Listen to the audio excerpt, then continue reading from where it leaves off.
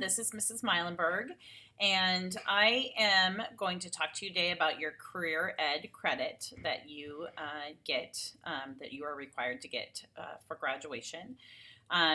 This is kind of a funky credit because it is the only credit that you earn that you don't have a class for.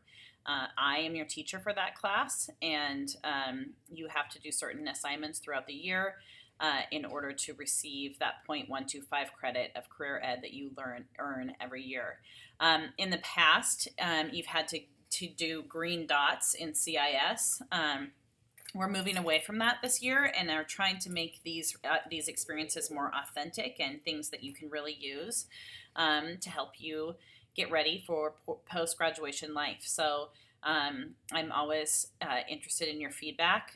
Some of these things I don't get to say what counts and what doesn't count, but I'm happy to talk to you about the career ed credit anytime. Catch me at lunch or make an appointment with me. I want to just kind of show you where you need to be in order to find what you need to do for the career ed credit every year. So I have my Canvas page open, and you can see all my lovely classes on here. But you are going to click on your ISB grade 11 students class.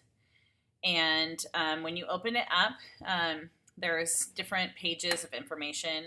I'm actually the only one who at this point kind of uses the college and career page right now. I don't think there's a lot of other stuff on these right now, but there probably will be over the year. But this Canvas page kind of houses all the extra stuff that you might not get in your other classes. It's used by me, by Miss Schuff for the DP information, used by Miss Bailey to do work on digital citizenship. You'll find forecasting information here. We use the announcements all the time, as you probably know, to post college visits and other information that you really need to know, those career-related learning experiences, that kind of stuff. If you click on college and career, though, it will take you to the home page of the college and career lessons and information. And it says what you need to do in order to earn your 0.125 credit of career education this year. So those are these things right here. So you always have to complete one career-related learning experience, either through the Hillsborough Chamber of Commerce, which has tons of opportunities where you can do a career day or career spotlight event. I know lots of you signed up for experiential learning opportunities, those things. The experiential learning opportunities, that application closed on October 15th, but anybody can sign up for the career days and career spotlight events that I put out on Tuesday mornings.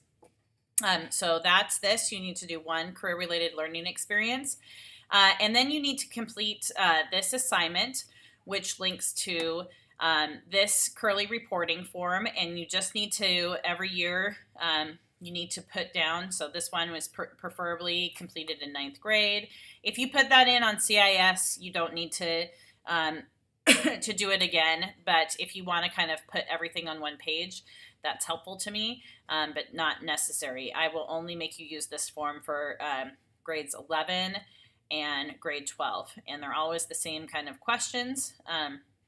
And so you just fill that out, and I will reassign this assignment to you next year when you're a senior as well. So there's a link to that assignment on here. And then you also need to complete a 4-year plan. I'm still working on that. We're kind of, that form is going to be a district-wide form. And so it's still under construction right now, and I will post it here and send out an announcement when that is up and running. But there's nothing on the 4-year plan that, that you aren't going to be ready to do. It's a pretty easy form, and it will you'll just be filling in things that you've already done. You are going to the college fair on Monday next week, a week from, I guess by the time you're watching this, a week from yesterday. And there is a college fair reflection in here that you need to do. Sometime you'll have a little bit of time after the college fair to work on this if you want to. but it just needs to be done. I'm hoping everybody will get it done a week or two after. I can't remember what the due date I put. Oh, November 9th, after the college fair, and so you can go over that on your own. Let me go back. So that's the college fair reflection. Also in junior year, you need to do a mock interview. This was something that was optional in the past, but we really have found that it's a really valuable experience for students. And so if you scroll down on this page, you'll find information on resumes, which I will talk about in just a second, your career-related learning opportunities through the Hillsborough Chamber of Commerce, and then you get to this section on mock interviews. Starting in December or January, we'll start offering mock interview experiences where we bring in members of the community who come in and host a real life interview.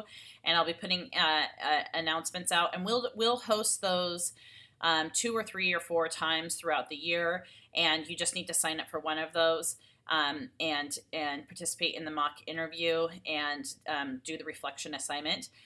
You can, if you have interviewed for something like an actual interview, either for a job or a summer program or some sort of out of school experience, you can count that as your mock interview, but you still need to do the mock interview reflection assignment, kind of reflecting on what you learned from that experience and how you can do better next time when you have an interview. And then finally, and the resume has to be done before you have your mock interview, because you bring your resume to the mock interview. So maybe I should switch those. But you also have to submit a resume this year. Again, this links to an assignment, and all the whole assignment is just make sure that you upload a resume. You can, just to go back over these resources, there's a ton of information that I have on building a resume. You can, this links to a resume lesson that I've done with 10th graders in the past, a worksheet to help you brainstorm, list of action words that you can use, a rubric if you want to evaluate what your resume is like. None of these things are required, but they can be helpful. The Hillsborough Chamber of Commerce also has a resume creator that you can use. So you use this link to access it, and you put all your information there, and then it emails you a resume. And then again, you have to update your resume to receive credit for that. So I think that kind of sums it up. So these are the things that you just need to do.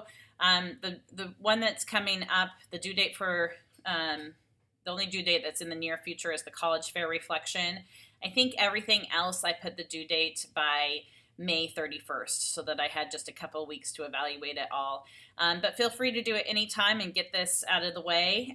But it does have to be done by May 31st so that I can grant you all credit for junior year for your career ed.